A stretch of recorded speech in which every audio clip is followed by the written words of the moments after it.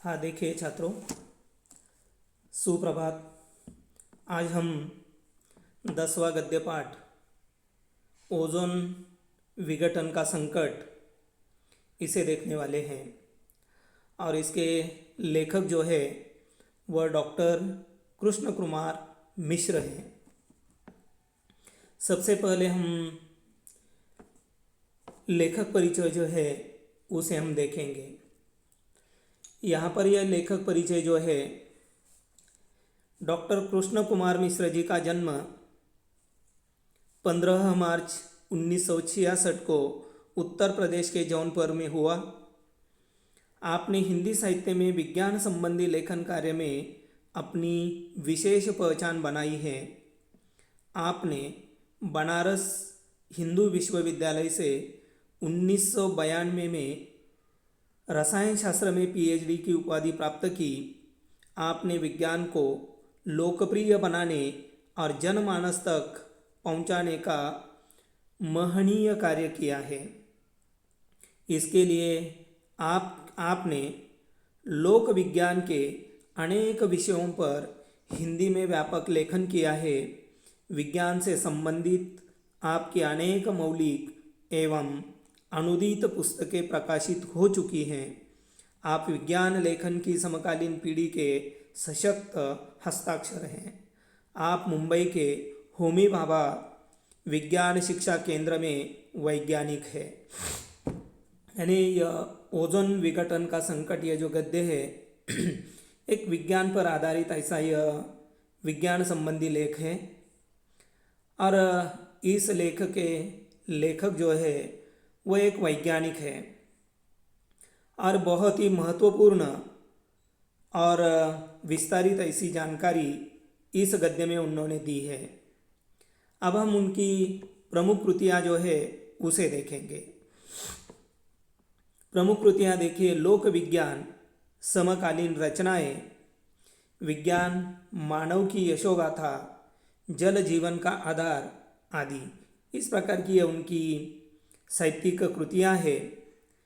और विशेष करके उन्होंने विज्ञान को जनमानस में, आम आदमी में लोकप्रिय करने की उन्होंने कोशिश की है।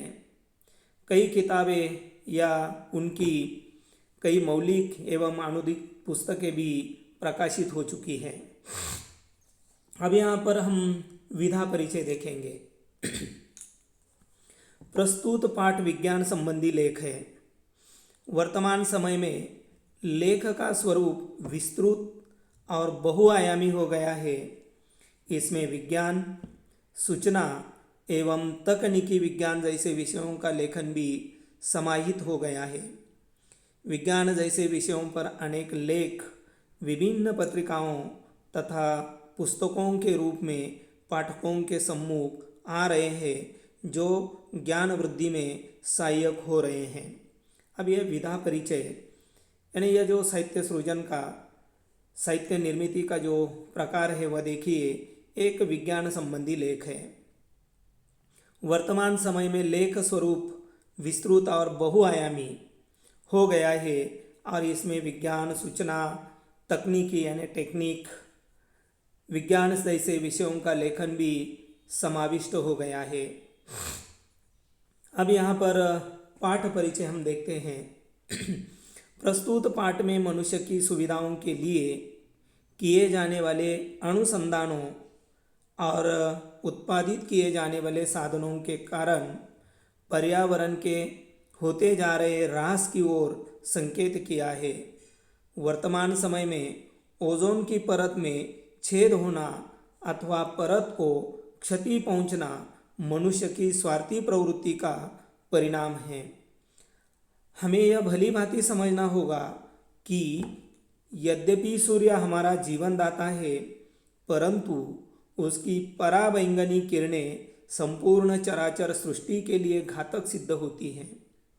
अतः आज ये आवश्यक है कि ओजोन के विघटन को रोकने का हम संकल्प करें और मानव जाति को इस संकट से उबारें।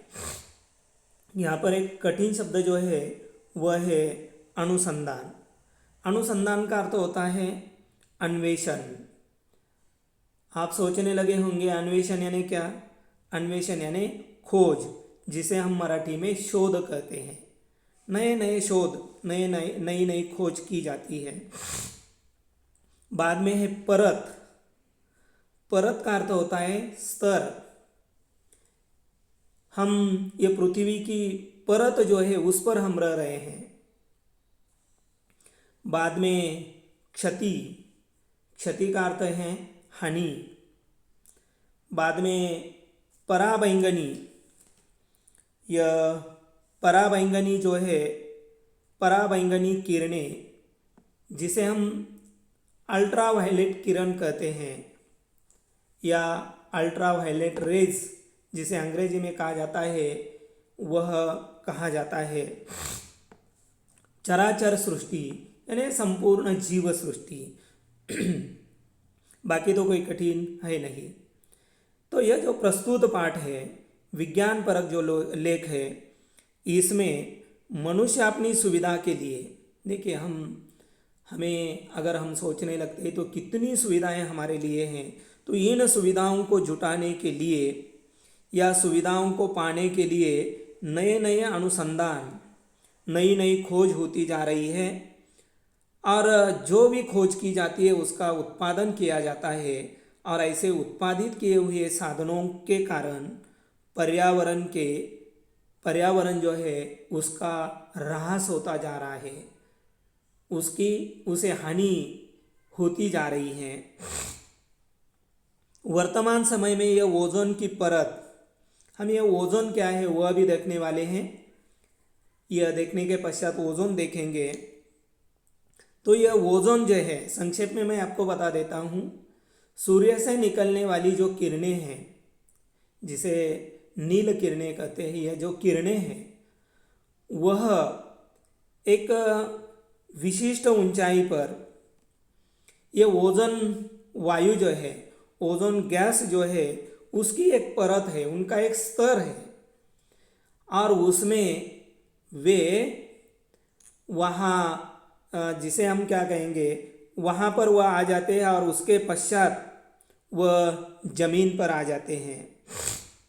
अगर यह ओजोन की परत अगर उसे हानि हो जाती है, क्षति पहुँचती है या उसे छेद पड़ जाते हैं, तो यह डायरेक्टली ये किरण जो है वह पृथ्वी पर आएंगे और यह सजीव सृष्टि के लिए उसके गंभीर परिणाम होंगे। और इसी बात की चर्चा इस गद्य में लेखक डॉक्टर कृष्ण कुमार मिश्र जी ने की है। तो यह उसकी पराबैंगनी किरणें जो है संपूर्ण चराचर सृष्टि के लिए घातक सिद्ध होगी। इसीलिए यह ओजोन के विघटन को रोकने का हम सभी को संकल्प करना होगा। यह किसी एक की जिम्मेदारी नहीं है, हम सब की यह जिम्मेदारी बनती है कि ओजोन का विघटन रोकने का संकल्प करने की।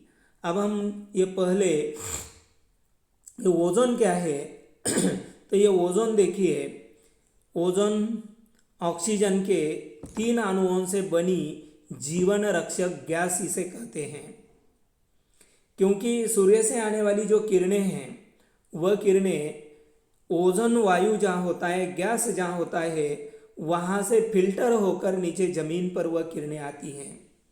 अगर यह ओजोन का थर या लेयर जिसे हम कहते हैं, ये परत अगर कहते हैं, वही अगर नष्ट हो जाए तो सूर्य से आने वाली निकलने वाली किरणें डायरेक्टली पृथ्वी पर आ जाएगी और उसके बहुत ही गंभीर परिणाम हम लोगों को भुगतने होंगे। तो यह ऑक्सीजन के 3 अणुओं से बनी जीवन रक्षक गैस इसे कहा जाता है, जो पृथ्वी को एक नाजुक पर्दे की तरह लपेटे हुए हैं। ये ओजोन परत पृथ्वी की तथा इसमें रहने वालों की सूर्य की घातक पराबैंगनी किरणों से रक्षा कर रही है। पराबैंगनी का अर्थ मैंने आपको कहा है कि अल्ट्रावायलेट रेज जिसे कहा जाता है। आज हम इसी टॉपिक पर बात करने वाले हैं कि पराबैंगनी किरणें यानी अल्ट्रावायलेट रेज किस प्रकार ओजोन परत यानी ओजोन लेयर जिसे कहते हैं को वह प्रभावित कर रहे हैं। तो इस प्रकार की बात हम इस गद्य में देखने वाले हैं। फिर आगे देखिए, यह ओजोन परत या ओजोन लेयर। ये ओजोन लेयर जो है, ओजोन गैस जो है, वह पूरे पृथ्वी के ऊपर एक परत के रूप में छाया रहता है। परत, परत का अर्थ मैंने कहा है स्तर। और क्षतिकारक, क्षतिकारक यानी हानि पहुंचाने वाले अल्ट्रावायलेट किरणों के, पराबैंगनी किरणों के विकिरण को धरातल पर रहने वाले प्राणियों तक पहुंचने से रोकता है और इस परत को ओजोन परत कहते हैं। और यह परत मुख्य रूप से समताप मंडल में होती है। अब ये ओजोन परत क्या है यानी ओजोन लेयर क्या है वो समझ में आ गया होगा कि यह ओजोन जो है वह, उसके बारे में विस्तृत जानकारी हम आगे देखने ही वाले हैं। लेकिन एक विशिष्ट ऊंचाई पर यह ओजोन गैस का एक लेयर होता है, एक जिसे एक परत होती है। और यह परत क्या करती है, सूर्य से निकलने वाले क्षतिकारक पराबैंगनी किरण या अल्ट्रावायलेट किरण जो है वह यानी उनको इस धरातल पर रहने वाले प्राणियों तक पहुंचने से रोकता है और फिर उसे फिल्टर करके वह नीचे यानी फिल्टर होके यह किरण नीचे आते हैं और इस प्रकार वह पृथ्वी पर रहने वाले पूरे प्राणियों का, सजीवों का वह रक्षण करता है। अब हम क्रमशः देखेंगे। वर्तमान युग विज्ञान और प्रौद्योगिकी का युग है। दुनिया में भौतिक विकास हासिल कर लेने की एक प्रकार की होड़ मची है। विकास की इस दौड़ में जाने अनजाने हमने अनेक विसंगतियों को जन्म दिया है। प्रदूषण उनमें से एक अहम समस्या है। हमारे भूमंडल में हवा और पानी बुरी तरह प्रदूषित हुए हैं। यहाँ तक कि मिट्टी भी आज प्रदूषण से अछूती नहीं रही। इस प्रदूषण की चपेट से शायद ही कोई चीज़ बची हो। सांस लेने के लिए स्वच्छ हवा मिलना मुश्किल हो रहा है। जीने के लिए साफ पानी कम लोगों को ही नसीब हो रहा है। पर्यावरणविदों का कहना है कि अगले 25 सालों में दुनिया को पेयजल के घनघोर संकट का सामना करना पड़ सकता है। आज शायद ही कोई जल स्रोत प्रदूषण से अप्रभावित बचा हो। कुछ लोगों का कहना है कि अगला विश्व युद्ध राजनीतिक, सामरिक या आर्थिक हितों के चलते नहीं वरन पानी के लिए होगा। यह तस्वीर निसंदेह भयावह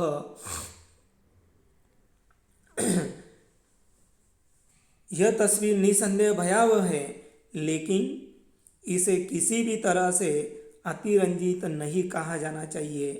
परिस्थितियाँ जिस तरह से बदल रही है और धरती पर संसाधनों के दोहन के चलते जिस तरह से जबरदस्त दबाव पड़ रहा है तथा समूची परिस्थिति का तंत्र जिस तरह चरमरा गया है, उसके चलते कुछ भी संभव हो सकता है। अब यहाँ पर हम कठिन शब्दों को देखेंगे। यह अहम शब्द इसके पहले आपने लिया ही है। अहम, अहम का अर्थ होता है महत्वपूर्ण। अहम यानी महत्वपूर्ण। बाद में है पर्यावरणविद यानी पर्यावरण के जानकार, पर्यावरण शास्त्री। इस प्रकार पर्यावरण का अध्ययन करने वाले जो लोग हैं, पर्यावरण को जानने वाले लोग हैं, उन्हें पर्यावरणविद कहा जाता है।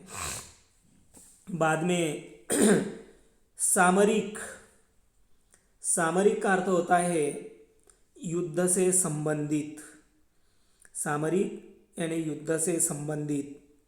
बाद में है अतिरंजित। अतिरंजित का अर्थ होता है बढ़ा चढ़ाकर। अतिरंजित यानी बढ़ा चढ़ाकर। बाद में संसाधन जो है यानी संसाधनों के बारे में हमें सोचना होगा। संसाधन यानी ये जो मनुष्य अपने विकास के लिए अपनी प्रगति के लिए या अपनी आवश्यकताओं के लिए जिन स्रोतों का इस्तेमाल करता है उन स्रोतों को संसाधन कहा जाता है। यह संसाधन आपने इकोनॉमिक्स में देख लिया होगा। मैं फिर आपको बता देता हूँ संसाधन यानी क्या। यानी मानवीय यानी मनुष्य की, मानव की जो भी आवश्यकताएं हैं उन आवश्यकताओं की पूर्ति करने में योग देने वाले जो नैसर्गिक स्रोत हैं, नैसर्गिक नेचुरल जिसे हम कहते हैं, जो स्रोत है उन स्रोतों को संसाधन कहा जाता है। उदाहरण अगर देखें तो हम एक ही उदाहरण लेंगे, जल स्रोत। अभी यह जल स्रोत जो है आप देखिए, जल स्रोत है वह किस प्रकार पानी की समस्या दिन ब दिन बढ़ती जा रही है ये आपको मालूम है, उसके बारे में भी हम चर्चा करेंगे। लेकिन एक उदाहरण के तौर पर मैंने आपको ये बात बताई है। अब यहाँ पर मेरे ख्याल से कोई कठिन शब्द है नहीं। एक है होड़, होड़ मची है, यानी दूसरी ही पंक्ति में यह है होड़। होड़ का अर्थ होता है प्रतियोगिता, प्रतियोगिता यानी स्पर्धा।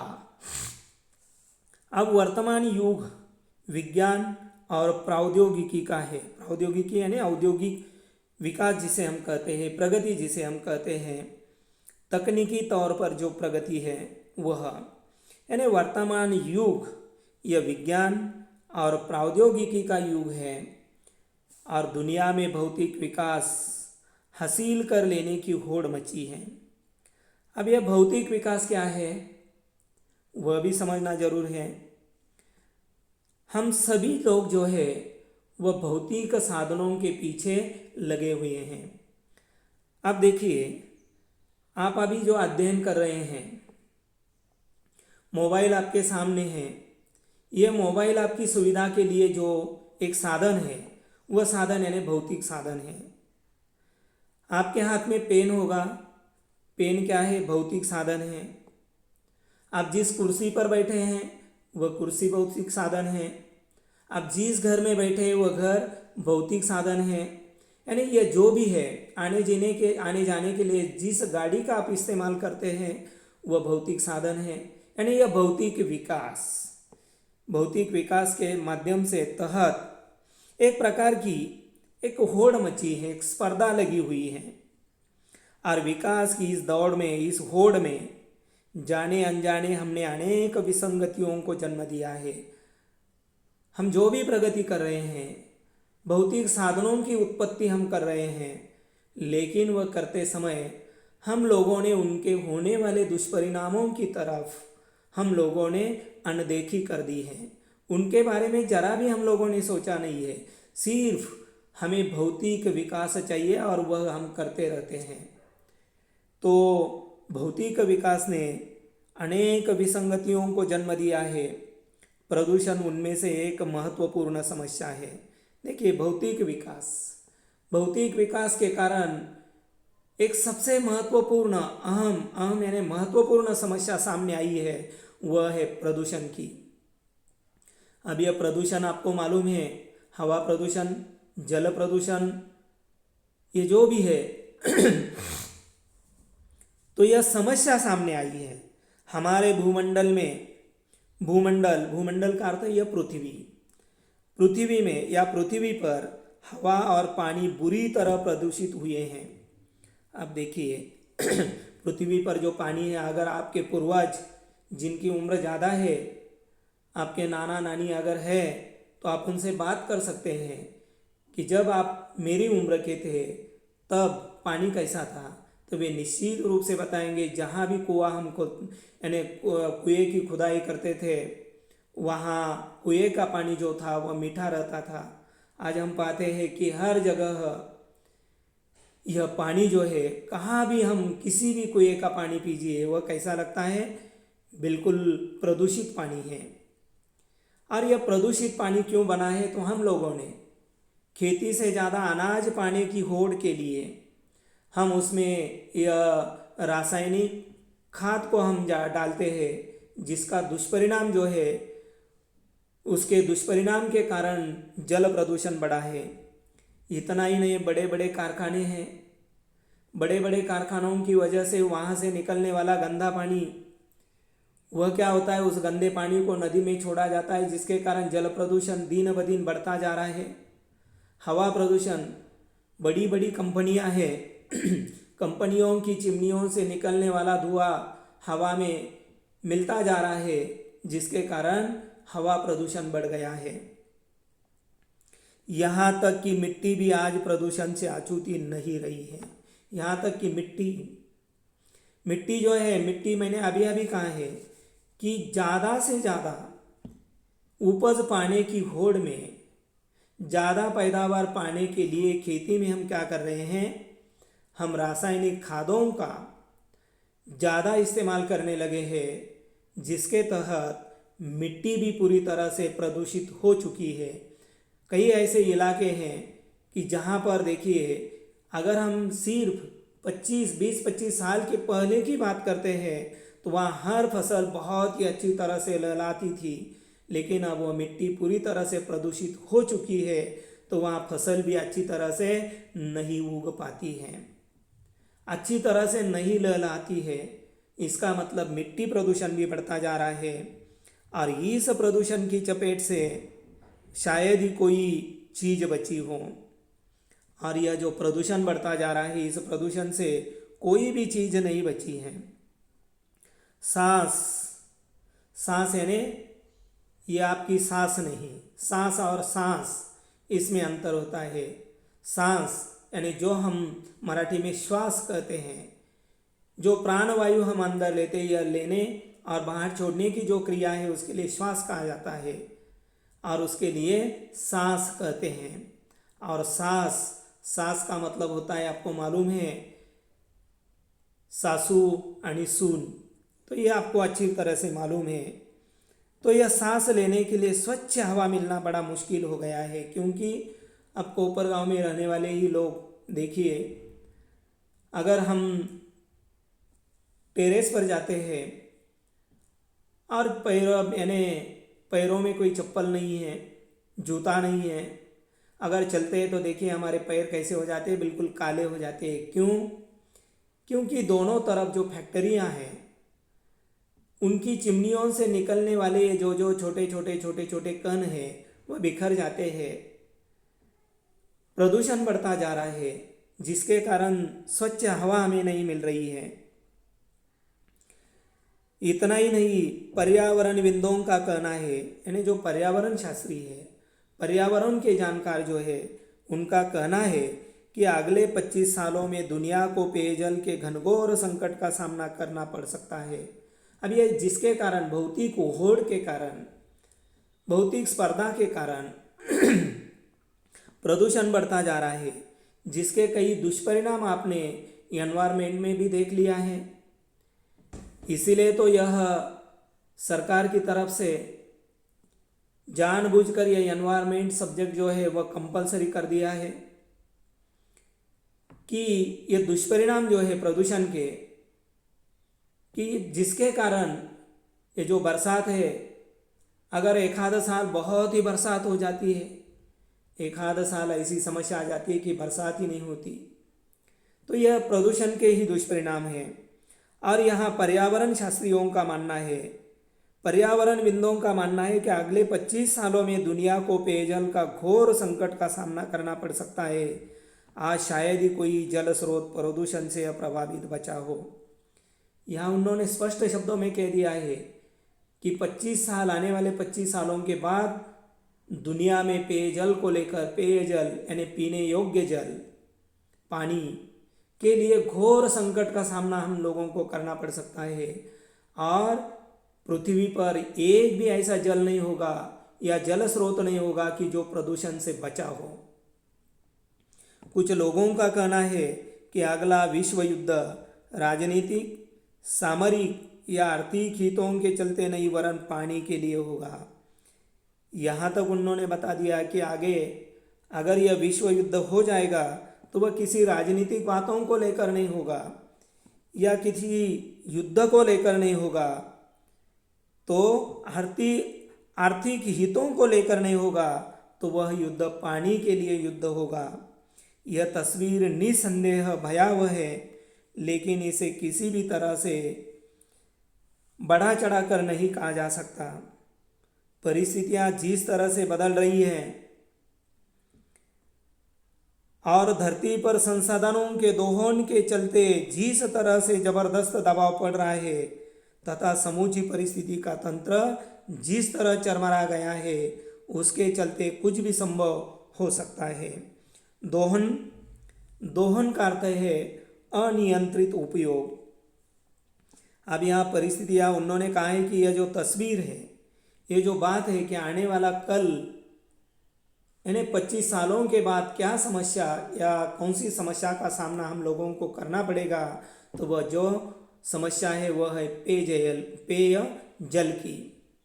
उसके लिए युद्ध होगा और यह कोई अतिरंजित या कोई बड़ा चढ़ा कर कही हुई बात नहीं है।